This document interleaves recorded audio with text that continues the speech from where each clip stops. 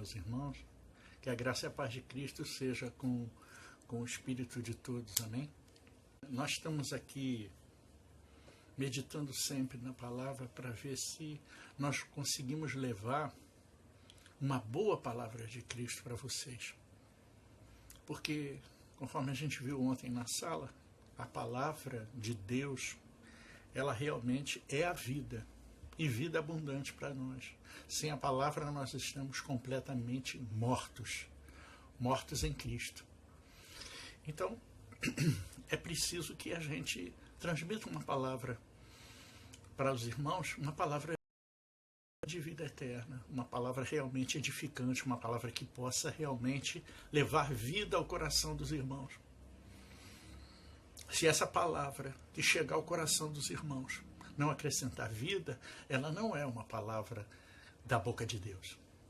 Esse é o discernimento que se tem. Quando a palavra gera vida, ela é a palavra de Deus. Quando não, ela não é.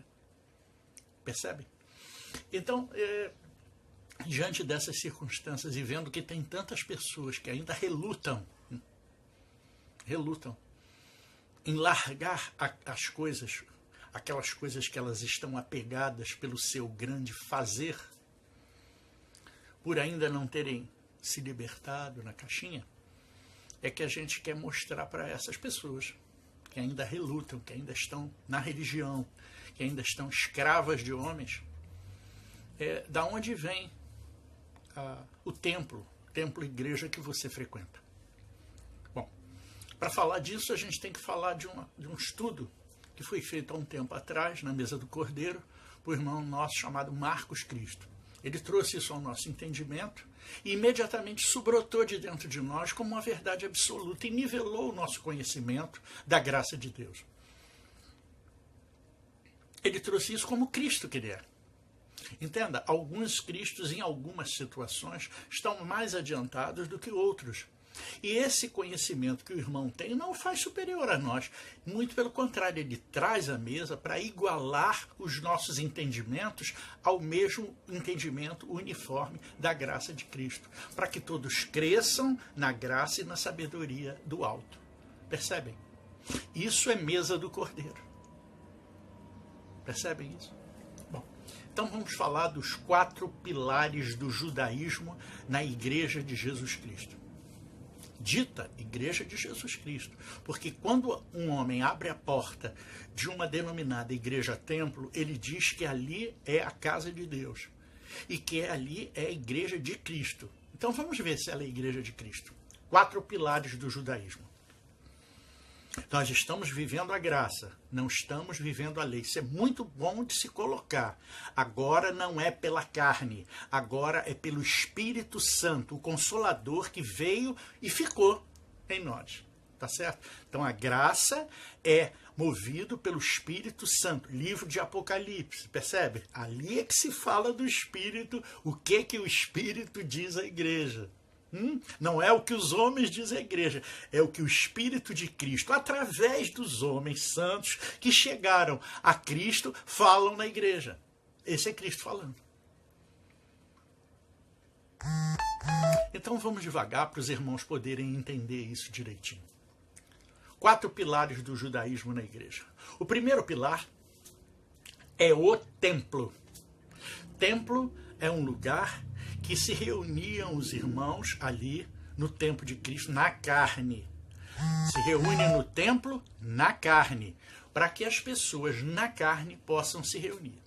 O segundo pilar do judaísmo na igreja é o sacerdote. Percebe? O sacerdote, que servia de mediador entre as coisas dos homens e as coisas de Deus.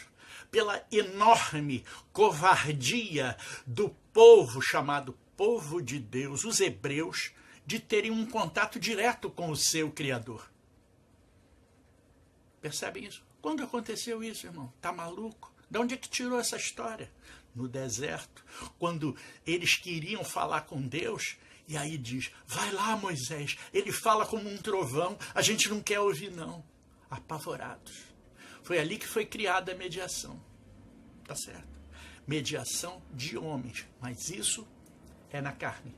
Isso é no Velho Testamento. Percebe? Prosseguindo. O terceiro elemento é as tábuas da lei. Lei escrita em pedras. Tábuas da lei. E o quarto elemento, as bênçãos materiais. 4 elementos da igreja que segue a lei de Moisés.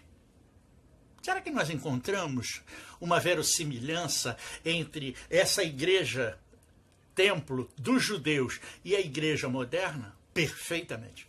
Todos os elementos estão lá. Existe um templo, que é chamado de casa de Deus.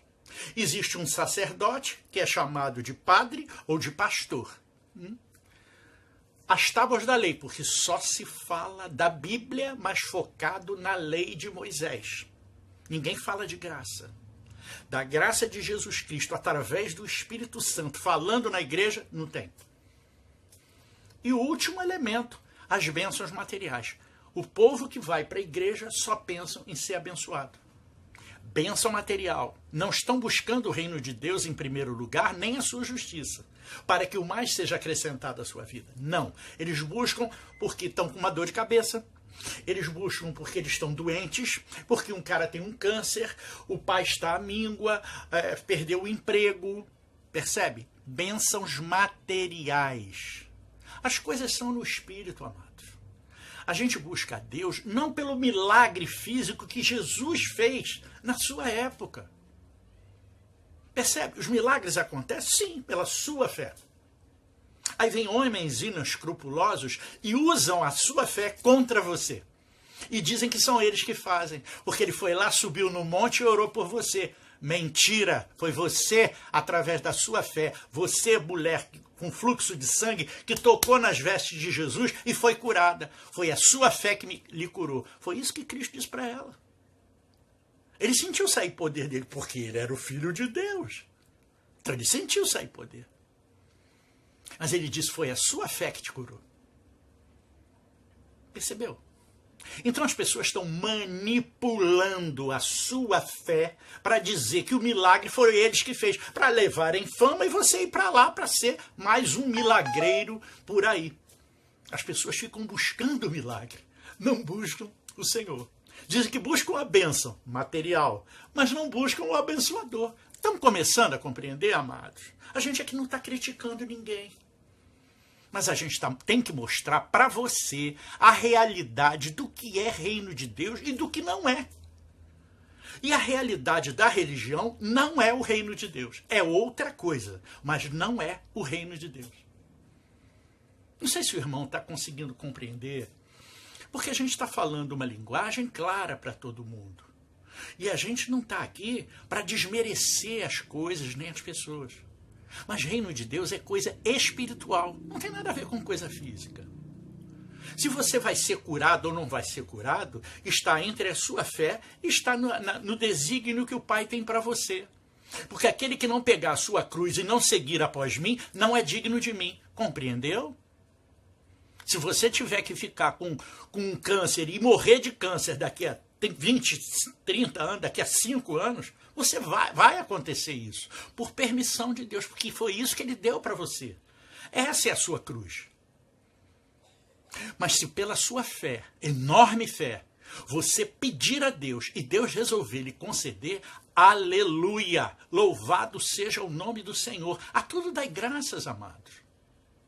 Percebe isso? Entendeu os 4 pilares? O templo, o sacerdote, as tábuas da lei e as bênçãos materiais. Percebe? Agora eu vou deslindar elas no espírito. A gente falou na carne. Agora vamos falar no espírito. A primeira, o templo. Vós sois templos do Espírito Santo.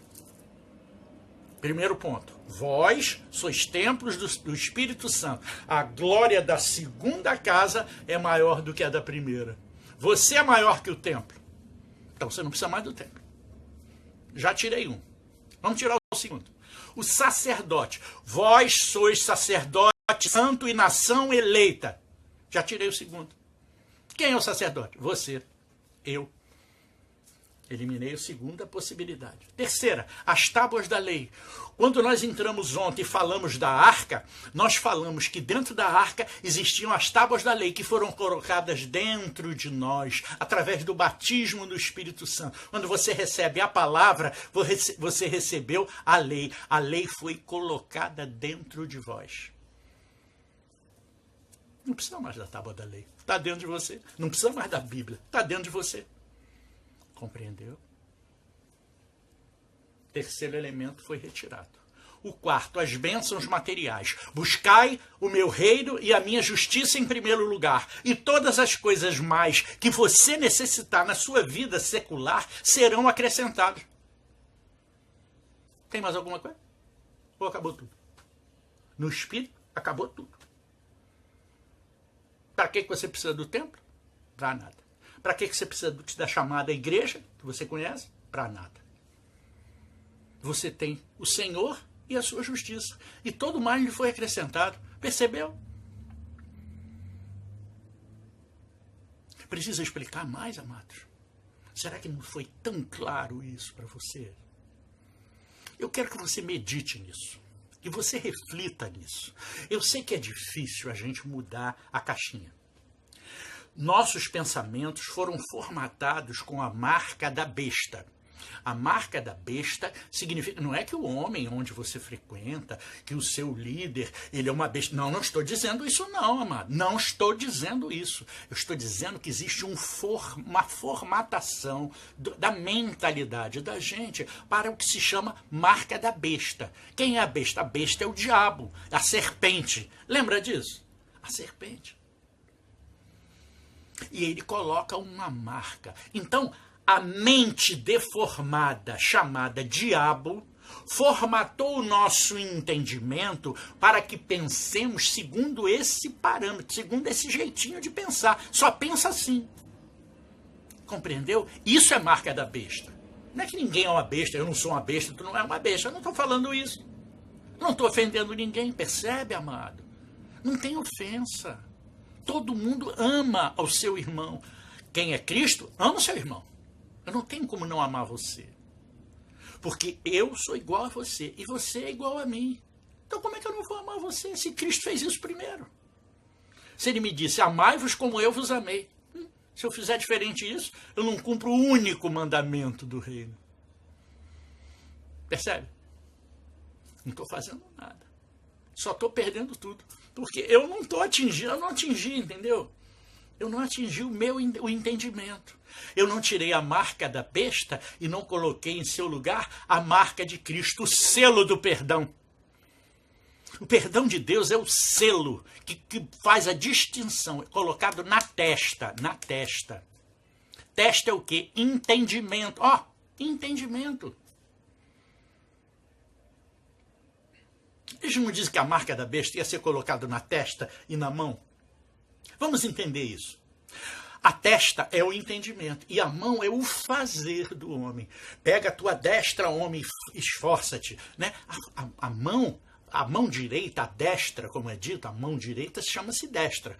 Essa daqui se chama o quê? A sinistra. A destra e a sinistra. A destra é para a gente fazer a força do trabalho. A sinistra é a mão que acompanha. Então a destra é essa daqui. Essa é a mão do fazer. Só que Cristo fez tudo por você. Mas o que eu tenho que fazer para a minha salvação? Nada. Só crer. Você só precisa crer e ser batizado. Quem crê e ser batizado é salvo. Entendeu? Salvo em quê? Salvo no seu entendimento. Porque a morte já foi tragada na cruz. Você não morre mais, criança. A morte já foi tragada. Mentem para você quando diz que você vai morrer. Você muda de estado, você faz passagem. Você faz o que a Páscoa significa passagem. Você só faz uma passagem. Os espíritas falavam disso, lembra? Eles falam isso, porque fulano fez passagem. Lembra disso? Os espíritas falam isso. Eles sabem mais do que a gente, não sabe? Nesse sentido aí? Sabe? Porque eles sabem que a gente está fazendo uma mudança de estado. Do sólido para o gasoso, que é o espiritual.